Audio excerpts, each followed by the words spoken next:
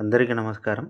Anchor 'Shivajyothi' గారు మాట్లాడిన మాటలేవైతే ఉన్నాయో తిరుమల తిరుపతి దేవస్థానంలో, అంటే ఆమె ఒక క్యూ లైన్‌లో నిల్చుండి, ఆమె గాని, అతని అంటే హస్బెండ్ గాని సరదాగా ఖాళీగా ఉన్నారు అనే టైంలో సరదాగా ఒక వీడియో తీసుకుంటూ, తిరుమల తిరుపతి దేవస్థానంలో కాస్ట్‌లీ బెగ్గర్స్ ప్రసాదం కొరకు అనేటువంటి మాటలు మాట్లాడారు.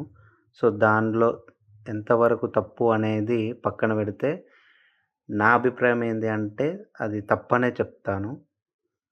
ఇంకొక రకంగా మాట్లాడాలి అంటే, అది తప్పు కాదనే చెప్తాను.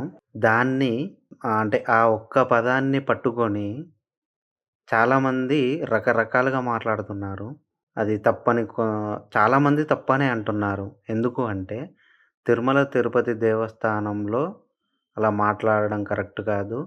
ఎందుకు అంటే, నువ్వు ఒకప్పుడు ఏ పొజిషన్‌లో ఉన్నావు, ఇప్పుడు ఏ పొజిషన్‌లో ఉన్నావు.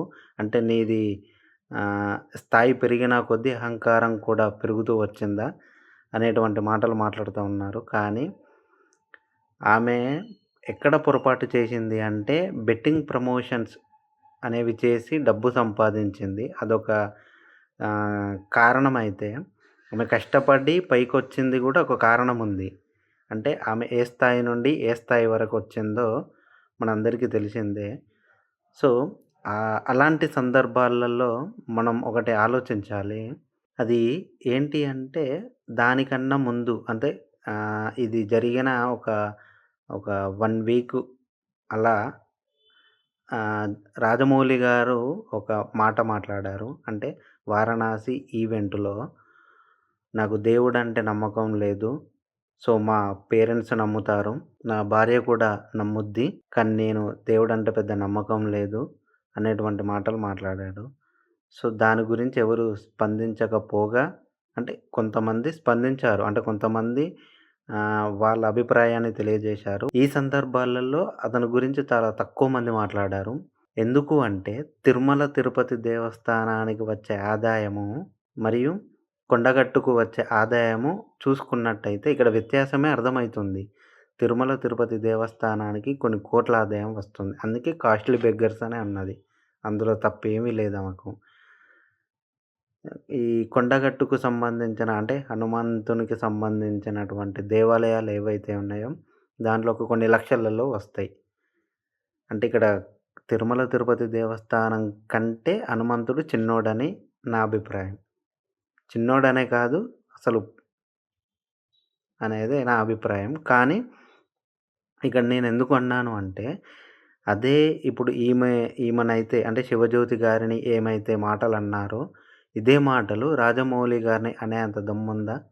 ఎందుకు అనరు? అంటే అంటే తిరుమలలో మాట్లాడితే తప్పు. అదే ఇంకో దేవుని గురించి మాట్లాడితే అది కరెక్టా? ఇందులో కూడా ఇలాంటి వ్యత్యాసాలు వెతకడం చాలా వరకు తప్పని నా అభిప్రాయం. ఎందుకు అంటే ఎవరు తప్పు చేసినా తప్పే అనాలి. సో, ఎవరు తప్పు ఇలాంటి మాటలు మాట్లాడినా ఖండించాలి. దాని పరంగా కాంప్రమైజ్ అవ్వకూడదు. అలా అని ఒకరిని తక్కువ జేసి, ఇంకొకరిని ఎక్కువ జేయడం అది కరెక్ట్ గాదు. సో, ఎవరు మాట్లాడినా తప్పే అది. అలా మాట్లాడొద్దు. బట్ ఆమె ఇంకొకటి విషయం దీంట్లో గమనించాల్సిన విషయం ఏంది అంటే, ఈ 'శివజ్యోతి' గారు నెక్స్ట్ డేనే అంటే తర్వాతి రోజే దీన్ని గ్రహించి అది వీడియో డిలీట్ జేయడం జరిగింది. ప్లస్ క్షమాపణలు చెప్పడం జరిగింది. ఏమని అంటే, నేను ఈ స్థాయిలో ఉండడానికి కారణం తిరుమల తిరుపతి దేవుడే. అంటే ఆమె ప్రెగ్నెంట్‌గా ఉన్నది. సో, దానికి కారణం కూడా తిరుపతి దేవుడే. ఎందుకంటే నేను గత వీడియోలలో కొన్ని వీడియోలలో నేను చెప్తానే ఉంటాను దేవుళ్ళ గురించి. సో, అలా నేను దీంట్లో ఏమన్నా తప్పుగా మాట్లాడి ఉంటే క్షమించండి అన్నట్టు మాట్లాడింది. కానీ ఇంతవరకు రాజమౌళి గారు స్పందించలేదు. అదొకటి గమనించారా? ఎందుకు అంటే అతను 'వారణాసి' అనే మూవీని తీస్తున్నాడు. దాంట్లోనే బిజీగున్నాడు. ఎంత బిజీగున్నా గూడా నువ్వు మాట్లాడిన మాట తప్పైనప్పుడు దాని గురించి మాట్లాడాలి. నేనెందుకు మాట్లాడినా, ఏ సందర్భంలో మాట్లాడినా, మాట్లాడడానికి కారణమేంది అనేటువంటి విషయాలను తీసుకురావాలి. లేకపోతే నువ్వు మాట్లాడింది తప్పే అయినట్టు ఉంటది. సో, ఈమె గ్రహించింది. నేను మాట్లాడింది తప్పే. సో, మా ఎదుటి వ్యక్తి మనోభావాలను గాయపరిచినందుకు నన్ను క్షమించండి అన్నటువంటి పదాలను వాడింది. కానీ ఇంతవరకైతే రాజమౌళి గారు దీనిపై స్పందించను లేదు. కావున ఇక్కడనే మనకు వ్యత్యాసం అర్థమైతుంది.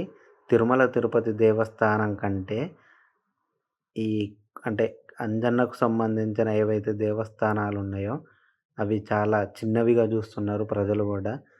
సో, ఆహ్, ఎప్పుడైతే మనలో ఈ దేవుళ్ళ వ్యత్యాసాలు కనబడుతున్నాయో, అప్పుడే మన దూరాలు గూడా పెరుగుతాయి.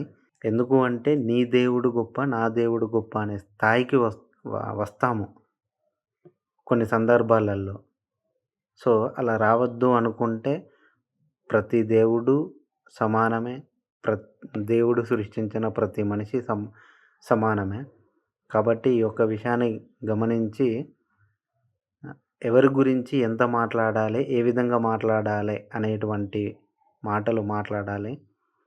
అంతేగాని ఏదో ఆహ్, తప్పు జేసింది, దొరికింది గదా అని ఇష్టమొచ్చినట్టు మాట్లాడితే కరెక్ట్ గాదది.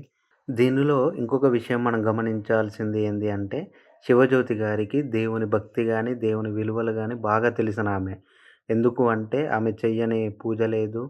ఆమె రీసెంట్‌గా 7 వారాల వ్రతం కూడా చేసింది. దాని ముడుపులు గూడా గట్టింది. అంటే, ఆమెకు